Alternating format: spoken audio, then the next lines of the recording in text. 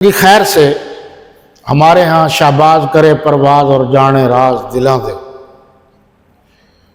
پتہ نہیں وہ کب راز جانے گا کہ آج کل ہمارے اکثر مسلمان وہاں جاتے ہیں، وہاں دھواں، بھنگ، چرس، افیون، منشیات اور پورے ملک بلکہ پوری دنیا سے لوگ اکٹھے ہوتے ہیں۔ پھر جو گند خرابہ ہے وہ علاوہ اب ترقی پر جا رہے ہیں، ہمارے مسلمان بھی چلے جاتے ہیں اور ان کو کچھ پتہ نہیں ہے کہ یہاں کیا ہے، بلکہ ان کی نشانیاں بھی لال لال باندھ کے لاتے ہیں۔ یہ جو لفظ لال ہے ہمارے ہاں خاص کر سرائکیوں میں استعمال ہوتا ہے، یہ وہیں سے لیا ہے۔ لال سے مراد وہ کہتے ہیں انجام جاننے والا وہی ہے، ایک ہے کلر وہ نہیں۔ اور یہ لال دھاگے جو باندھتے پھرتے ہیں، دھاگے شادیوں پر، یہ بیماریاں، یہ رسمیں بھی وہیں سے آئی ہوئی، وہیں سے لال دوپٹے مرد اوڑھتے ہیں شادیوں میں، اور یہ وہیں سے کوئی بیماری آئی ہوئی ہے، وہ چھری بری بھی ہاتھ میں دیتے ہیں کہ یہ جنات جو ہیں اس چھری سے قابو آئیں گے۔ میں نے کہا اب پرانے ہو گئے ہیں جنات، اب چھری سے نہیں کلاشنکوف سے قابو آئیں گے۔ یہ سب جاہلانہ طریقہ۔ پھر اب انہوں نے ایک مخصوص جگہ بنا لی اور اس میں طواف کر رہے ہیں۔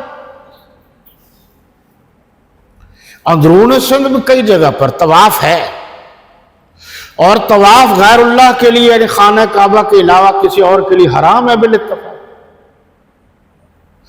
اور اب یہ بھی ہے کہ وہ ایک شیطان کی جگہ بنا کر وہ پتھر بھی مار رہے ہیں۔ یہ سارے طریقہ کار غلط ہیں، لوگوں کو سمجھاؤ، اپنے گھر والوں کو، بچوں کو سمجھاؤ۔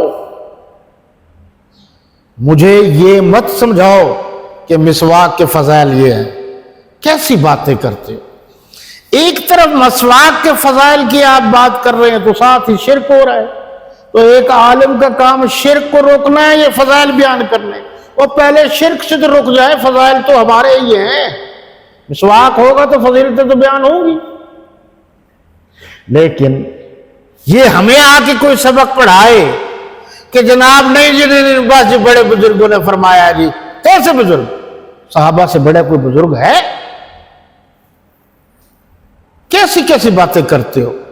وہ اللہ کے بندے، جو چیز گھر میں ہے وہ تو ہے، مسواک بھی آپ کا ہے، سنت غیر مؤکدہ ہے آپ کا ہے، فضائل بھی ہیں، اس سے تو انکار نہیں، لیکن تقابل میں جو صحابہ کرام پر تبرہ کر رہا ہے، بکواس کر رہا ہے، جھوٹ بول رہا ہے، جہالت کا مظاہرہ کر رہا ہے، پہلے وہ روکو، یہ بعد میں روکو۔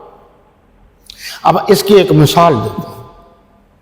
ہمارے وہ نابینا دوست تھے نا، قاری محمد حنیف صاحب ملتانی رحمت اللہ تعالی علیہ، نابینا تھے، پھر تھے بھی رانگڑ، راجپوت تھے، تو وہ تبلیغی جماعت میں چلے گئے، اور جہاں گئے خیر سے تبلیغی جماعت والا وہ آگے استقبال کرنے والے کچھ اچھے لوگ بھی ہوتے ہیں، کچھ برے بھی، وہ 2 نمبر تھے، انہوں نے کہا چلو نکلو یہاں سے۔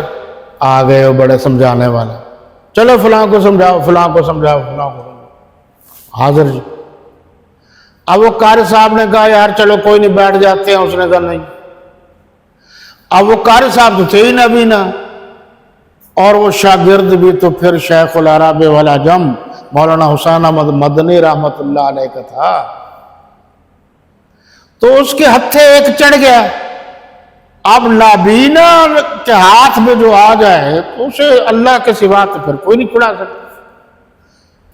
اس نے کہا کہ یہ جو مسواک لیے پھرتے، اس وقت ہمارے مسواک بڑے بڑے تھے، اس وقت تبلیغی جماعت والے جب ہم جاتے تھے، ابھی بھی میں گیا ہوں، پورا چلہ لگا آیا ہوں، لیکن اس وقت جو تھے ان کی مسواک بھی بڑے ہوتے تھے، روٹی بھی خود پکاتے تھے، تنوروں سے یہ وہ دعوتے دعوتے بالکل ہی قبول نہیں کرتے تھے۔ انہوں نے کہا یہی جو مسواک ہے، اور یہی اسی مسواک کو لگا دو نا 2-4، تو ایک مشرک کو 2-4 مسواک لگ جائیں تو اس کے لیے تو وہ ہتھوڑے کا کام کرتا۔ تو اس لیے ہر چیز کا ایک مقام ہے۔ حضرت مولانا عقلوا جنگوی شہید رحمۃ اللہ تعالی علیہ نے فرمایا اس کا ایک مقام ہے، وہ اپنی جگہ قائم ہے اور وہ کام کرنا چاہیے، ضرور ہونا چاہیے، وہ دین کا کام ہے، لیکن بہانہ بنا کر اس کام کو سے روک دینا یا رکنا یہ غلط ہے۔ اب سمجھ آئیے بات؟